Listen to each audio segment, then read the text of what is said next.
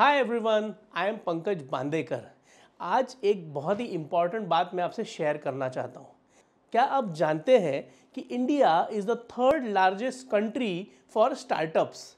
In the year 2021 as per economic survey 61,400 startups India में recognise है। लेकिन एक शॉकिंग बात यह है कि 90% स्टार्टअप्स अपने ऑपरेशन के 5 साल के अंदर बंद हो जाते हैं। ऐसा क्यों होता है दोस्तों? जो भी कोई स्टार्टअप करता है वो प्रोडक्ट आइडिया तो लाता है, प्रोडक्ट को बढ़िया बनाता है, टेक्नोलॉजी लेटेस्ट यूज़ करता है, मार्केटिंग करता है, फिनांसिंग भी ठीक करता है। इसके बावजूद ये फेलियर क्यों होता है, मैं आपको बताऊंगा। इसके लिए टॉप 5 रीजंस है that why do startups fail. सबसे पहला रीजन इज कॉन्ट्रैक्ट नेगोशिएशन। ये कॉन्ट्रैक्ट नेगोशिएशन क्या होता है कि जब भी अगर बिजनेस दो तरह के होते हैं, बिजनेस टू बिजनेस सप्लाईज होते हैं या बिजनेस टू कस्टमर सप्लाईज होते हैं, जिसको हम B2B या B2C कहते हैं। जहाँ तक B2B का सवाल है, आप ऐसे किसी इंसान को सप्लाई करना चाहोगे जो काफ़ी एक बड़ी मल्टीनेशनल एस्टैब्लिश्ड कंपनी है या कोई बहुत बड़ी हस्ती है, तो वहाँ पे ऐसा होगा कि कॉन्ट्रैक्ट टर्म्स जो होंगे तो वो आप पे एनफोर्स करेंगे। वो आपको कहेंगे कि आपको यहाँ साइन करनी होगी या ये टर्म्स आपको एक्सेप्ट करने होंगे। ऐसे वक्त पे अगर आपने कॉन्ट्रैक्ट नेगोशिएशन नहीं किया या कॉन्ट्रैक्ट को ब्लाइंडली साइन किया या कोई प्रोफेशनल एडवाइस लेके कॉन्ट्रैक्ट को अगर फाइनलाइज नहीं किया, तो ये लॉन्ग टर्म में आपके स्टार्टअप को बहुत ही बड़ा नुकसान पहुंचा सकते हैं। मेरे पास एक एग्जांपल है जहाँ पे एक पर्सन ने कहा कि कोई भी डिस्प्यूट होता है कॉन्ट्रैक्ट में तो हम सिंगापुर में आर्बिट्रेशन करेंगे। अब वो पर्सन ने लीगल एडवाइस लिया नहीं एंड उसने सोचा क्या फ़र्क पड़ जाएगा सिंगापुर में जाके, उसने साइन कर दिया। बाद में डिस्प्यूट हुआ और डिस्प्यूट 1 करोड़ का था, लेकिन सिंगापुर में आर्बिट्रेशन की कॉस्ट ही 1.5 करोड़ के आसपास आ रही थी। ये देख के उसने ना चाहते हुए भी 70-75 लाख में मामला रफा दफा कर दिया। सो ये एक रिस्क होता है कि जब हम कॉन्ट्रैक्ट नेगोशिएशन ठीक से नहीं करते। एक बहुत ही बैड कॉन्ट्रैक्ट नेगोशिएशन का एग्जांपल मैं आपको दे सकता हूँ कि कभी कभी कॉन्ट्रैक्ट में ऐसे होता है कि वन साइडेड क्लॉजेस होते हैं। जैसे ऐसे कहते हैं कि अगर आप डिलीवरी लेट दो तो हम आपको 40% फाइन लगाएंगे टोटल कॉन्ट्रैक्ट वैल्यू की, लेकिन वही अगर उन लोग पेमेंट लेट करेंगे तब कोई इंटरेस्ट नहीं है, कोई पेनल्टी नहीं है और कोई आपको रेमेडी भी नहीं है। ये एक टाइप का कॉन्ट्रैक्ट नेगोशिएशन होता है जो बहुत ही वन साइडेड होता है। और मोस्टली जो बिग जायंट्स कंपनीज होते हैं ये काफ़ी स्टार्टअप्स या इनको थोड़ा प्रेशराइज करने के लिए या अपने फेवरेबल टर्म्स रखने के लिए ये ऐसे टर्म्स इंट्रोड्यूस करते हैं। इसीलिए कॉन्ट्रैक्ट नेगोशिएशन अगर आपका सही नहीं है तो आपके स्टार्टअप को आगे चलकर काफ़ी नुकसान उठाना पड़ सकता है। अब दूसरा रीज़न ये है कि चेंज इन लॉज, यानी जब कानून थोड़े बहुत बदलते हैं। ये ऐसे चल रहा है कि समझो अगर आपको अपना स्टार्टअप लॉन्च करना है, उसमें कुछ समय चला जाता है। उस समय के बीच में आपको ये भी मालूमात रखनी पड़ती है कि ऐसे हो सकता है कि कोई लॉ ऐसे अमेंड हो जाए या ऐसे लॉ में कोई चेंजेस हो जाए जिस वजह से आपका स्टार्टअप लेस प्रॉफिटेबल हो जाए या फिर उसको ऑपरेट करना मुश्किल हो सकता है या टोटली वो स्टार्टअप ही इलीगल हो सकता है। तो ऐसे केस में आपको लॉ के ऊपर ध्यान रखना बहुत ही ज़रूरी है।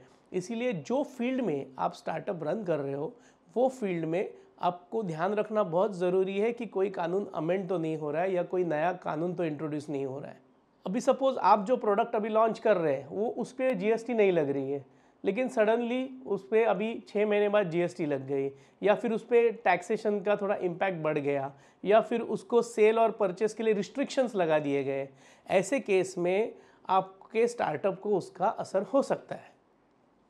तीसरा टॉप रीज़न ये है कि गवर्नमेंट स्कीम्स के बारे में आपको काफ़ी ध्यान रखना पड़ेगा कि कौन सी स्कीम्स आपके लिए बेनिफिशियल है। अभी मैं आपको एग्जांपल देता हूँ कि अगर कोई स्टार्टअप MSME का रजिस्ट्रेशन करता है तो उसको ट्रेडमार्क रजिस्ट्री में ट्रेडमार्क रजिस्टर करने के लिए गवर्नमेंट फ़ीस में 50% डिस्काउंट है। यानी अगर प्राइवेट लिमिटेड कंपनी या पार्टनरशिप स्टार्टअप है उनको 10,000 गवर्नमेंट फ़ीस भरनी होती है एक ट्रेडमार्क के लिए, वहाँ पे उनको सिर्फ 5,000 भरना पड़ता है। अब मेरा एक दोस्त था, उसको पता ही नहीं था ये स्कीम के बारे में, स्टार्टअप था, MSME रजिस्टर्ड भी था, लेकिन बस 10-10 हज़ार भरे जा रहा था हर ट्रेडमार्क के लिए। और इसीलिए हमको एक गवर्नमेंट स्कीम्स जो है स्टार्टअप्स के लिए, कई सब्सिडीज़ है, लोन्स है, टैक्स बेनिफिट्स है, ये सब स्टडी करने चाहिए जो आपके स्टार्टअप को प्रॉफिटेबल बनाते हैं।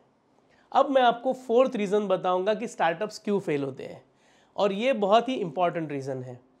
ऐसे होता है कि हम स्टार्टअप शुरू करते हैं और नाम सिलेक्ट करते वक्त हमारे दिल को जो नाम भाता है वो हम तुरंत हमारे स्टार्टअप का रख देते हैं। हम कभी रिसर्च नहीं करते कि क्या ये नाम से दूसरा कोई स्टार्टअप चल रहा है या क्या ये नाम किसी फेमस ट्रेडमार्क का है। ये कोई भी रिसर्च किए बिना हम प्रोसीड होते हैं।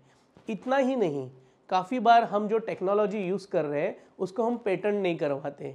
काफ़ी टाइम ऐसा होता है जो शेप हम हमारे प्रोडक्ट का यूज़ हो रहा है उसका डिज़ाइन एप्लीकेशन नहीं कर दिए। इसका प्रॉब्लम ये आज नहीं होता है। स्टार्टअप जब फेमस होता है या बहुत ज़्यादा कमाने लग जाता है तब पूरी दुनिया की नज़र उस स्टार्टअप पे जाती है।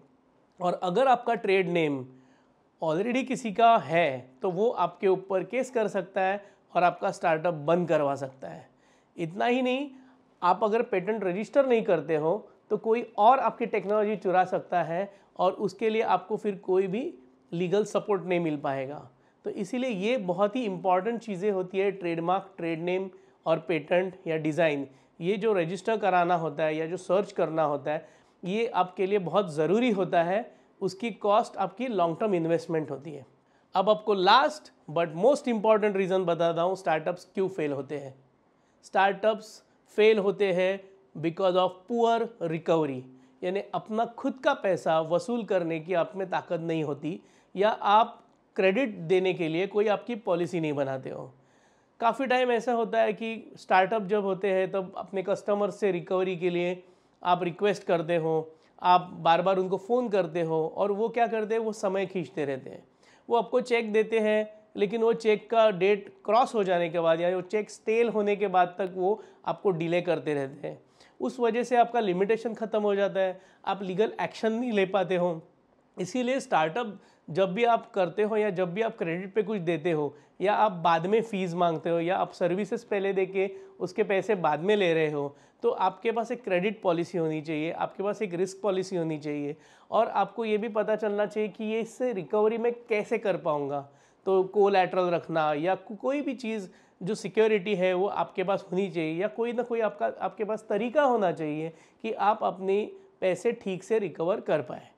सो दोस्तों, ये है 5 टॉप रीज़न कि स्टार्टअप्स एस्टैब्लिश होने के बावजूद भी क्यों फेल होते हैं।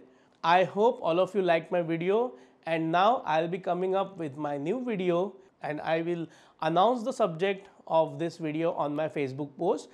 So like, subscribe and keep your eyes on my Facebook post for updates on next video. Bye.